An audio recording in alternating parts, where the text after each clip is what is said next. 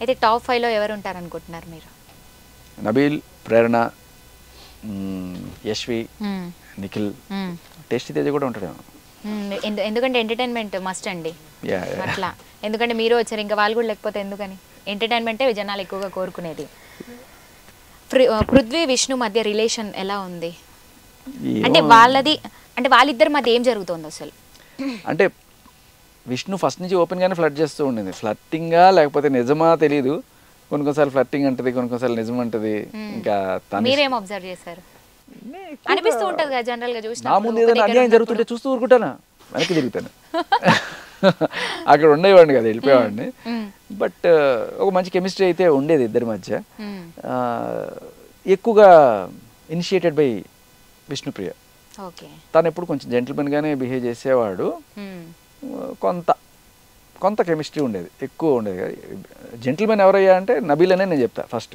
But Prithvi విష్ణుప్రియతో కొంత ఉండింది. అది కూడా విష్ణుప్రియ వచ్చి క్లోజ్గా ఉన్నప్పుడు తను డిసప్పాయింట్ చేసేవాడు కాదు ఫస్ట్లో. బట్ ఈ మధ్యకాలంలో ఏదో చిన్న గొడవలు ఏదో జరిగినట్టున్నాయి. చూడాలి ఏం జరుగుతుంది. నార్మల్గా వింటూ ఉంటాము, అంటే బిగ్ బాస్లో ఆడాలన్నా ఉండాలన్నా ఎక్కువ ఎవరో ఒకరి మధ్య, అంటే సీజన్లో చూస్తున్నాము ఎవరో ఒకరిది అంటే కెమిస్ట్రీ అనేది ఖచ్చితంగా నడుస్తూ ఉంటుంది. ఒక లవ్ రొమాన్స్ అదే కొద్దిపాటి జనాలు చూస్తారు అన్నట్టుగా కూడా భావిస్తున్నారు. అది ఉండాల్సిందే అంటారా? ఇప్పుడు మీకు ఒక కథ చెప్తా. ఓకే, ఒక హీరో హీరోయిన్ ఉన్నారు ఒక ఊళ్ళో.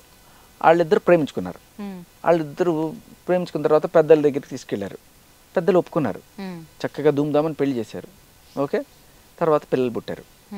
వాళ్ళు బాగా చదివి ప్రయోజకులయ్యారు. All happies. బాగుంది కదా? మీకు అలాంటి వద్దు.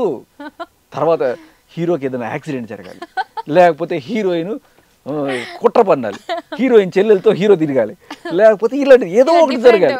ఇలాంటివి జరిగితేనే కిక్కు మనకి కదా. ప్రాబ్లం లేకపోతే కిక్కేముంది? సాఫీగా అంత బాగుంటే మనకి ఎందుకు కాదు కదా. ఉండాలి, ఒక విలన్ ఉండాలి, ఒక హీరో ఉండాలి, ఒక కమెడియన్ ఉండాలి, అన్నీ ఉండాలి. ఇప్పుడు మనం చూసిన ఏ సినిమాలో అయినా సరే హీరో ఉంటారు, విలన్, హీరో ఉండి విలన్ లేకుండా, విలన్ ఉండి హీరో లేకుండా, ఇలాంటివి చూడం కదా. ఖచ్చితంగా ఉండాల్సిందే యాక్షన్, లవ్, అది ఇది అన్ని. నెగటివిటీ ఉండాలి, పాజిటివిటీ ఉండాలి. దాంట్లోంచి ఏం నేర్చుకున్నాం, ఎలా జరిగింది అన్నది ఇంపార్టెంట్. అంతే కదా. అదే కదా. సో కాబట్టి మీకు అలా అందరూ మంచివాళ్ళు అందరూ ఉన్నంత మాత్రం కూడా ఏమవుదు. అప్పుడప్పుడు ఇద్దరు మంచివాళ్ళైనా కొన్ని పాయింట్లో డిఫర్ అవ్వచ్చు. అవును, నిజంగా. అలా కొట్టుకోవడాలు ఇవన్నీ కూడా రావడం, కోల్డ్ వార్లు జరగడం, ఇవన్నీ కూడా ఉంటాయి. నబీల్ ఎలా ఆడుతున్నారు? My all time favourite Nabeel. దాంట్లో no second thought about it. Avinash గురించి మాట్లాడుకున్నాం, కామెడీ బాగా చేస్తున్నారని చెప్పేసి. అవినాష్ స్టైల్ కూడా బాగుంటుంది.